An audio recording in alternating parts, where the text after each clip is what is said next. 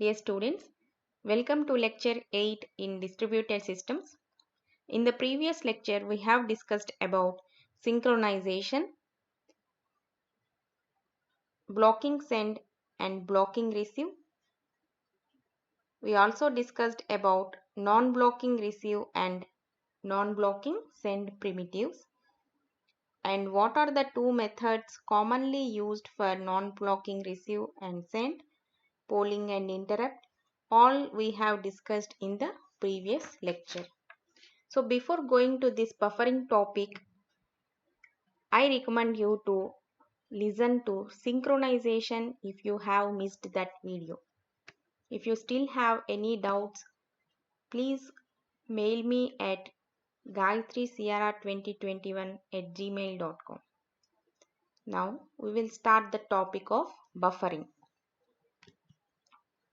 So we know that message can be transmitted from one process to another by copying the message from the address space of sending process to the address space of the receiving process. We have already discussed this, that message will be transmitted from one process to another by copying the body of the message from where address space of the sender to the address space of the receiving process.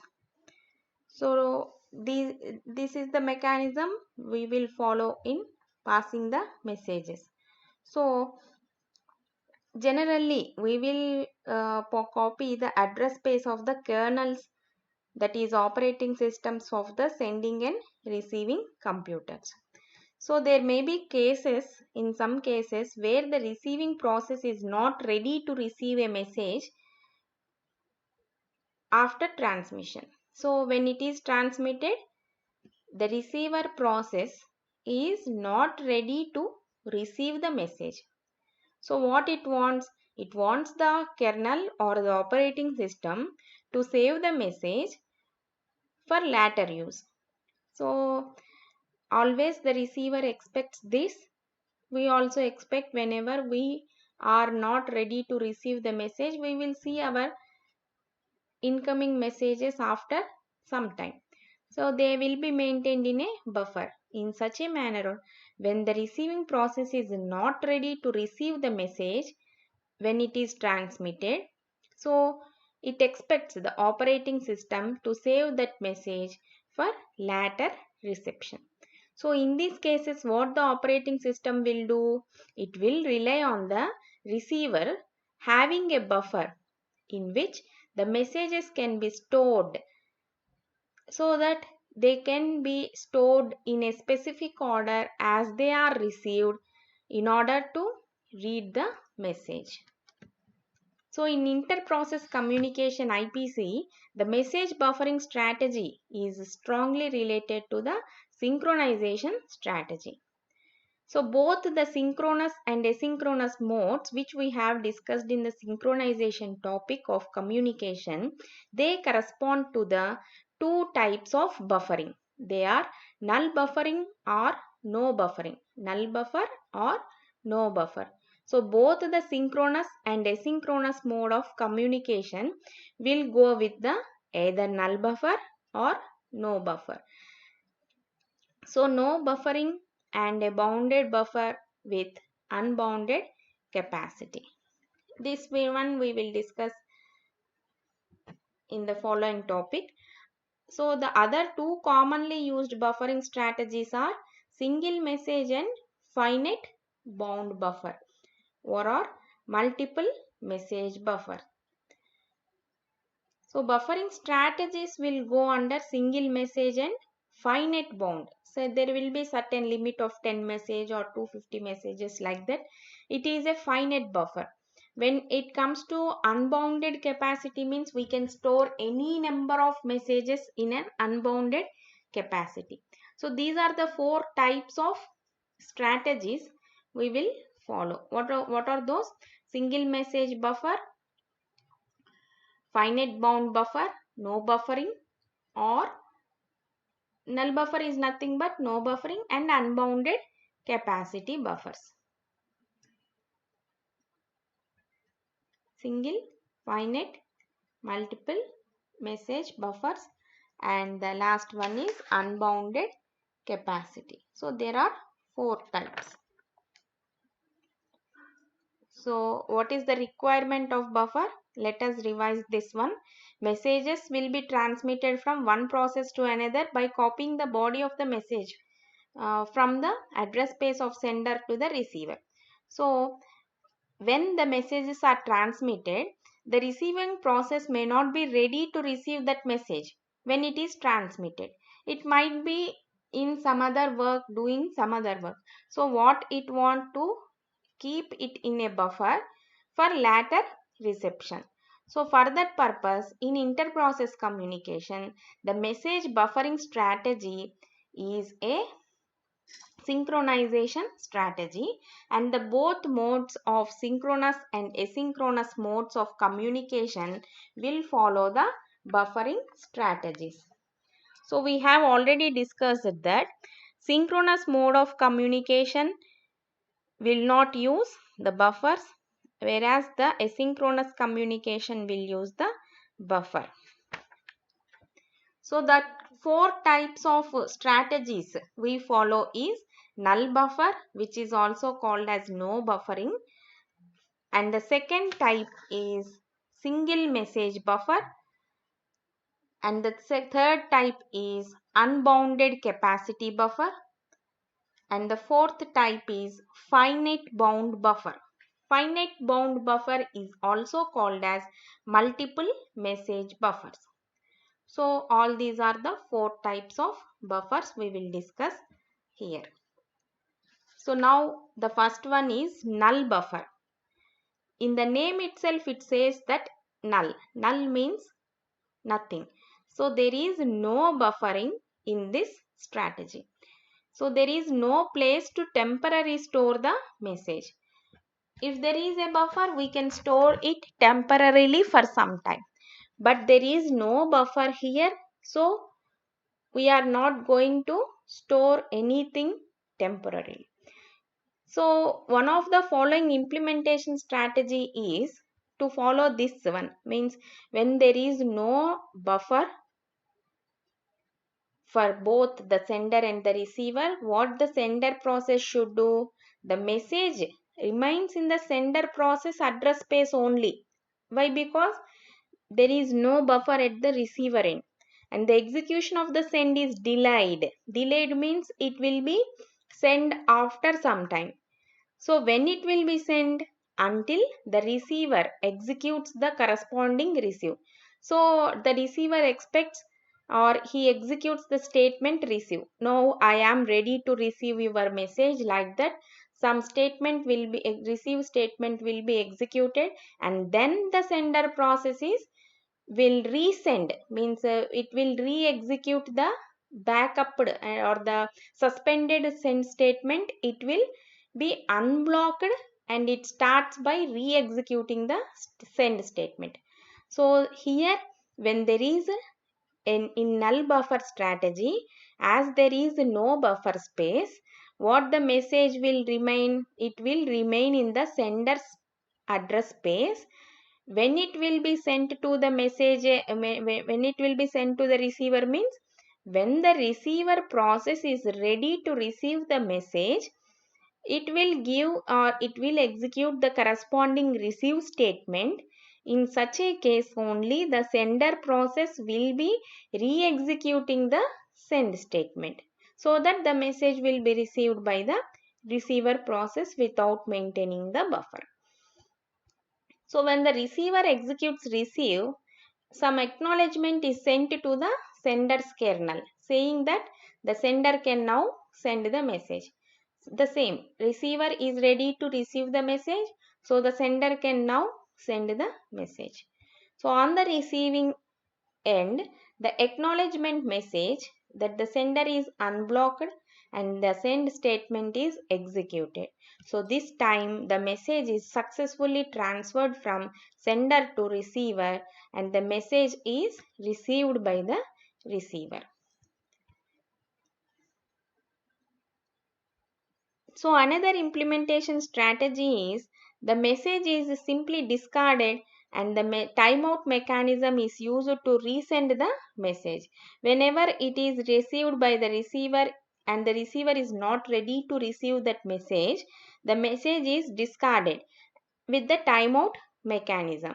So what the sender will do, he used to resend the message after some timeout period, some 10 seconds or like that. After some timeout period, he will resend that message.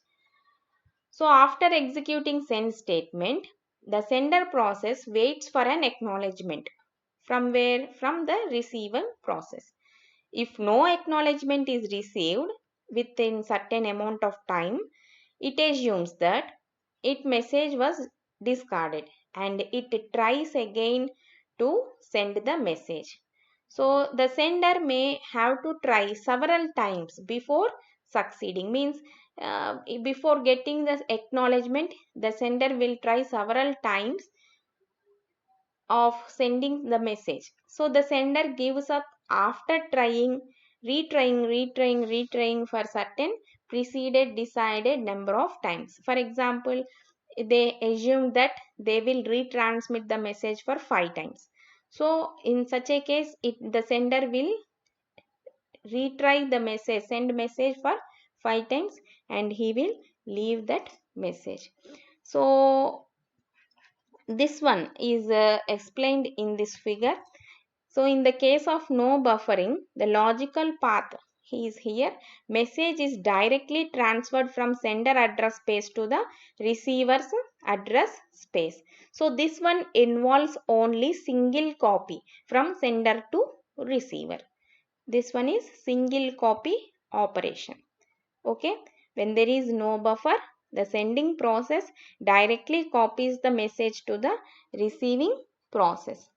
So here in this strategy, we will follow either it will be in a blocked state until the receiver is ready to receive the message, or the mechanism of resending the message within a pre-decided number of times will be done in this strategy.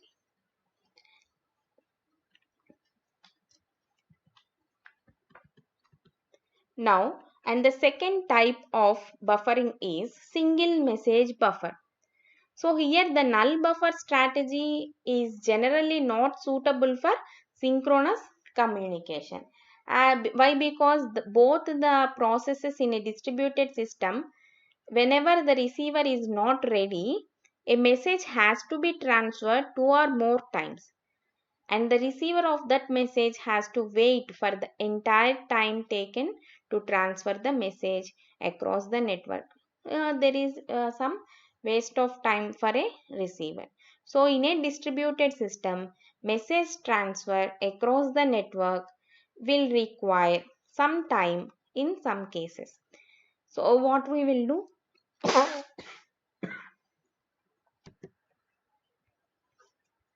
So in a single message buffer strategy is the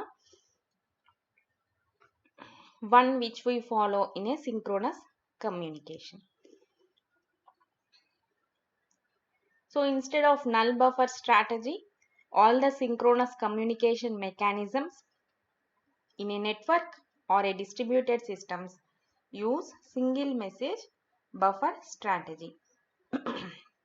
Why? Because we need not wait for the entire time which will be taken to transfer the message from the sender process to the receiver process. Before getting a new message from the friend, we will look into the other messages. We will not wait for getting the message from the sender. In such a manner, instead of that null buffer strategy, where the receiver need to wait for the message transmission across the network, synchronous communication mechanisms will follow the single message buffer strategy. So in this strategy, a buffer is maintained which is having a capacity to store a single message Where it is maintained, it is used on the receiver's node.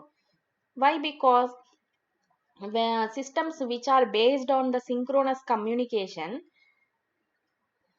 will have the module of it may have at most one message storage at a point of time. So the main idea behind this single message buffer strategy is to keep the message ready for use at the location of the receiver. Why? Because the receiver need not wait. Already the message is ready at the receiver's location. Simply they need to take it from the buffer and they can read the message. So in this method, the request message is buffered on the receiver's node. If the receiver is not ready to receive the message will be maintained in the buffer space. So see here, this one is explained here. So here we are maintaining single message buffer where the sender process message, one message can be stored in this buffer. And then when the receiving process is ready to receive that message, it will be copied from message buffer to the receiving processing node. So as you see here in the previous figure, we have only one copy, means one copy operation from sender to receiver. Directly we are copying the message from sender process to the receiving process as there is no buffer. But here in a single message buffer strategy, two copy operations are needed. Why? Because the message need to be transferred from buffer and then from buffer to the receiving process. Okay. And the third one is unbounded capacity buffer. So asynchronous mode of communication will be there in a so whenever there is an asynchronous mode of communication, the sender need not wait for the receiver to be ready. Means the sender will go on sending the messages. It is not bothered about whether the receiver is receiving that message or not. It is not bothered. It will continuously send the messages in an asynchronous mode of communication. So in such a mode, there may be several pending messages. Means those messages which are not received by the receiver or they are not being accepted by the receiver are called as the pending messages. So when there is unbounded capacity, the sender can send any number of messages and all those messages will be stored in a unbounded capacity buffer. So what this one is, an unbounded capacity buffer can store all the unreceived messages and it is supporting the asynchronous communication with the assurance that all the messages sent to the receiver will be delivered. Means whatever message sent by the sender will be stored in the unbounded capacity message buffer and it should give guarantee that whatever messages sent to the receiver will be delivered to the receiver. Okay, this type of strategy is unbounded capacity buffer. So we have discussed zero buffer means null buffer where there is no buffer. Directly the send message, if send message is executed, then the receiving process should receive that message. Whenever the receiver is ready to receive that message, then the sender process will execute the send message. So like that, the message will be received in null buffer and in a single buffer, we will have a message buffer to store a single message. Whenever the receiving process is ready, it can read the message from the single message buffer.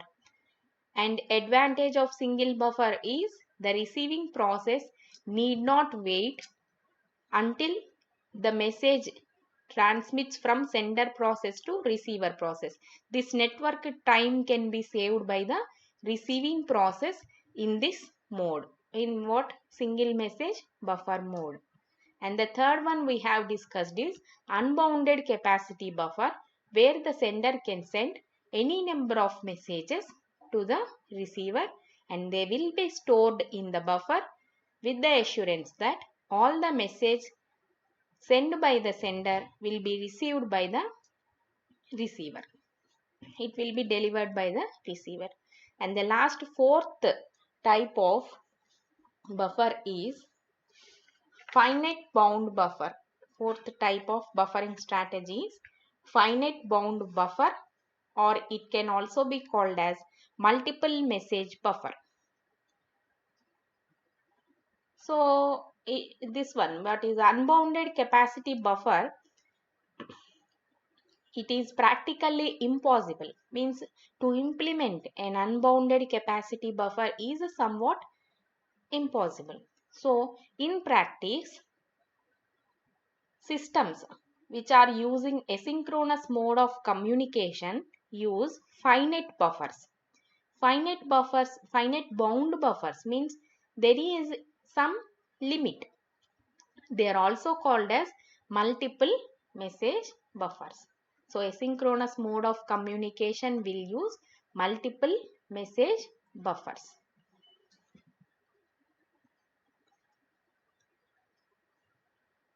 Please note that asynchronous mode of communication will use finite bound buffers, and we have already discussed that synchronous mode of communication will use the single message buffer strategy instead of null buffer strategy.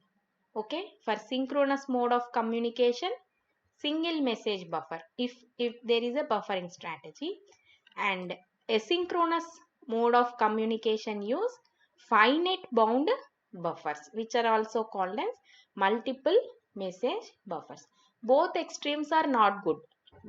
We know that no no buffer or unbounded capacity buffer are not good. So what we will use? Either single message buffer or for asynchronous communication, or the multiple message buffer for an asynchronous mode of communication. So when the buffer has finite bounds, this strategy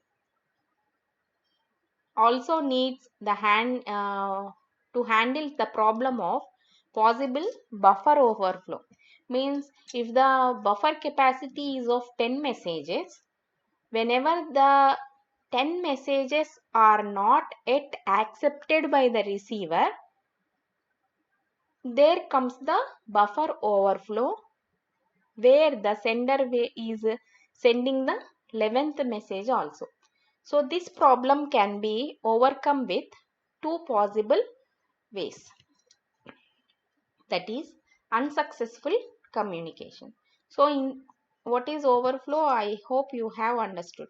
Finite bound buffers means there is a limit of buffering messages. Say for example, I am saying that the buffer can hold 10 messages.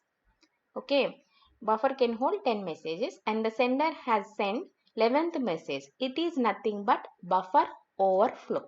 So in such a case, we need to handle the problem of buffer overflow in these two ways: unsuccessful communication and flow controlled communication.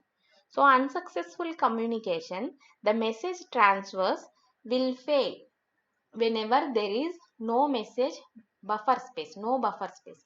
When there is no buffer space, the message is failed. So the sender normally it will return an error message to the sending process. What it will say? It will say that message could not be delivered to the receiver as the buffer is already full. Means the message is not yet any of the message is not yet received by the receiver. So as the buffer is full, the message is not delivered. Some error message will be sending to the sender process. So this method of handling will make the message passing strategy it as a less reliable, means the messages is not receiving by the receiver, so it makes us less reliable. So the second strategy is, and the second way is flow controlled communication. So in this, what the sender is blocked until the receiver accepts some of the messages from the message buffer, so that it creates some space. In this strategy, what if the receiver has received some 4 messages out of 10 messages, the capacity of the buffer is 10, it has already read about 4 messages, then there is a storing capacity of 4 messages again. So until that time the sender is blocked. So it creates a synchronization between the sender and the receiver, and then some uh, some space will come in a buffer, then the sender can send the message. So it is managed, but some cases we can expect where there is a deadlock, in which the sender will always be in the waiting state, that is in the blocked state only. So the figure is this one. For multiple message buffer type is this one, where the sending process can send the n number of messages of message buffer size, where the receiving process will receive that message in the order sent by the sender. Here also 2 copy operations are needed, as the sending process message will be copied to the multiple message buffer once, and then from here to the receiving process. So the 2 copy operations are needed. This is the type of multiple message buffer. So here we have discussed that the multiple buffer strategy. The message is first copied from the sending process memory to the receiving process mailbox. Mailbox is nothing but the buffer, and then it is copied from the mailbox to the receiver's memory. When it will be copied?